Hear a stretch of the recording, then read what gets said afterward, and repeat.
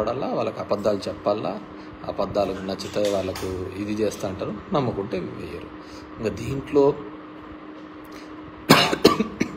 మంచని చెడు అనేది అనవసరమైన విషయం.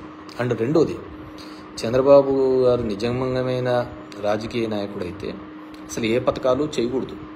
ఎందుకు చేయకూడదు అని నేను అంటానంటే, ఇన్ని పథకాలు చేసి ఎటువంటి అవినీతి లేకుండా ప్రజలకు అందించాలి అని జగన్మోహన్ రెడ్డి గారు అనుకున్నారు. ఆ విధంగా అనుకోవడం వల్లనే కదా జగన్మోహన్ రెడ్డికి 11 సీట్లు వచ్చినాయి. అదొక పొలిటికల్ లాగా చేసి ఇంకో విధంగా చేసింటే ఇప్పుడు అందరూ అదే చెప్తున్నారు కదా, వాలంటీర్ అనే వ్యవస్థను తీసుకొని రావడం ద్వారానే పార్టీకి దానికి దూరం అయిపోయింది అనేది అందరి యొక్క భావన. సో వాలంటీర్ వ్యవస్థ ద్వారా అవినీతి లేకుండా చేయాలి అనేది జగన్మోహన్ రెడ్డి యొక్క ఆలోచన. అది నచ్చలే జనాలకు.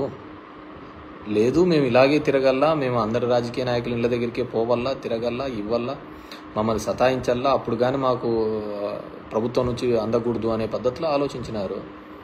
సో మనం we have to accept. So ఇప్పుడు గన చంద్రబాబు నాయుడు గన పథకాలు గన ఇవ్వడం మొదలు పెడితే అందరూ అంటారు కదా, ఏమని అంటారు, జగన్ రెడ్డి బాగా చేసినారు లేప, జగన్ రెడ్డి చేసిన దానికి మీరేం చేసినారు, ఇప్పుడు నేను చేసినా అవే చేస్తాము, కాబట్టి నా స్టైల్ వేరు అనే తన స్టైల్లో తన ఫంక్షనరీ మొదలు పెడతాడు.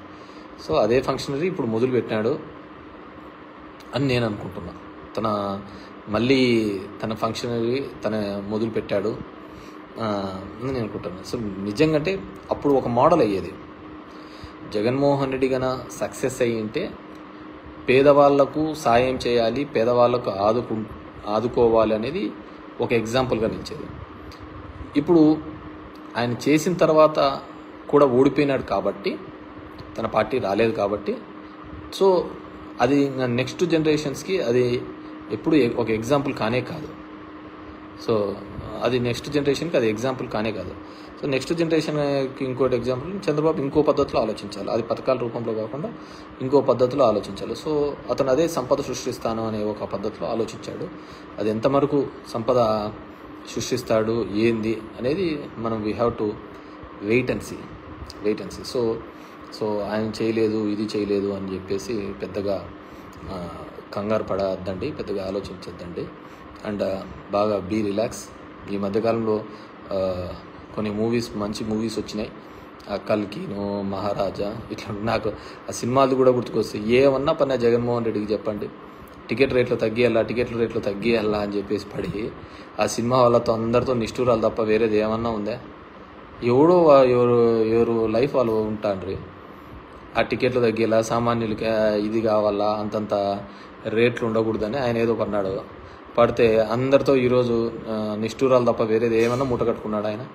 ఏం మూట కట్టుకోలే కదా. అలా ఉంటుంది. సో ఎప్పుడైనా కానీ జనాలకు ఆ రోజు అది అవసరం ఏం లేదు.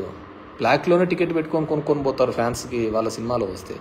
అలాంటిది నువ్వు ఆ టికెట్ తగ్గిమని చెప్పడానికి చెప్తే వాళ్ళు ఎందుకు యాక్సెప్ట్ చేస్తారు? So it's craze. మనం వాళ్ళకి తగ్గిస్తున్నాము ఇదేదైనా వాళ్ళు ఆలోచించరు. ఆ విషయం గురించి వాళ్ళకి తెలియదు కదా, మనకి మంచి చేస్తున్నాము అనేది. వాళ్ళ సినిమా ఫ్యాన్ ఎంతైనా పెట్టిపోవాలా అనేది వాళ్ళ ఆలోచన. మనం ఎవరు వాళ్ళు ఆ రేట్లు తగ్గించాలనేది అలా అనుకున్నాము. అందరితో ఒక ఇండస్ట్రీతో అందరితో కూడా మనం చెడు మూట కట్టుకోవడం జరిగింది.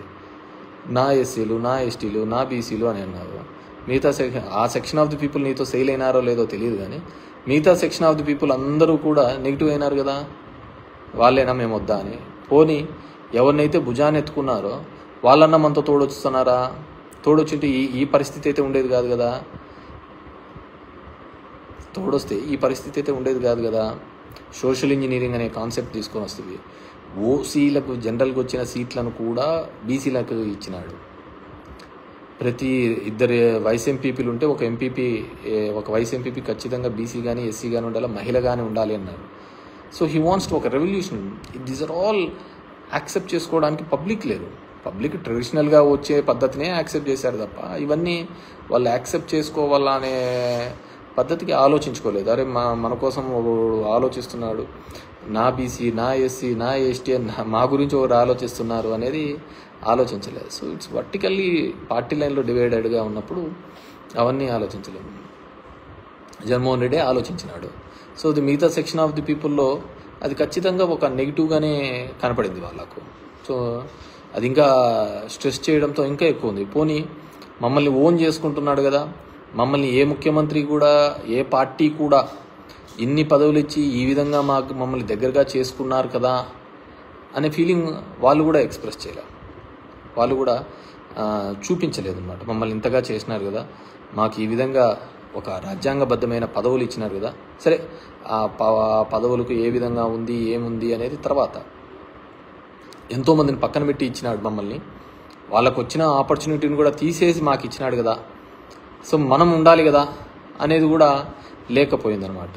సో దీంట్లో మనిషి ఒకటి ఆశ కోరికలు దీని మీద తప్ప వేరేది ఏది కానీ దీంట్లో కనపడదన్నమాట. సో మనము అంత చేసినా కానీ ఏ విధమైన పరిస్థితి కనపడలేదు. So I wish everyone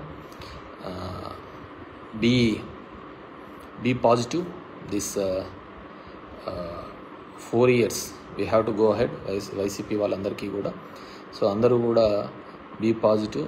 so ఉంటారు పాపం జగన్మోహన్ రెడ్డి గారిని ఆలోచించండి, ఇంట్లో వాళ్ళు అతన్ని ఇబ్బంది పెడుతూ, బయట చంద్రబాబు నాయుడు ఇబ్బంది పెడుతూ, పైన బీజేపీ ఇబ్బంది పెడుతూ, ప్రతి ఒక్కరూ ఏదో విధంగా అతన్ని క్రష్ చేయాలా అని వాళ్ళ అహాన్ని చూపించుకోవాలనే ఒక ప్రయత్నం చేస్తున్నారు.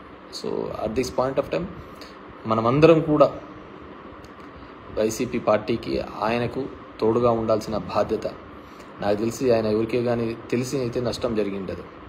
సో డెఫినెట్గా ఒక పొలిటికల్ డ్రివన్ తప్ప, రాజకీయంగా తీసుకోకపోవడం తప్ప, ఆయన అన్నీ కూడా ప్రతి ఒక్కరికి కూడా మంచి చేసే ఒక ప్రయత్నమే చేసినాడే తప్ప ఎక్కడే కానీ నెగిటివ్ చేయలేదు. ప్రతి ఒక్కరికి మంచి చేయాలనే ఒక ఆలోచన తప్ప వేరేది ఏం చేయలేదు. సామాన్యుల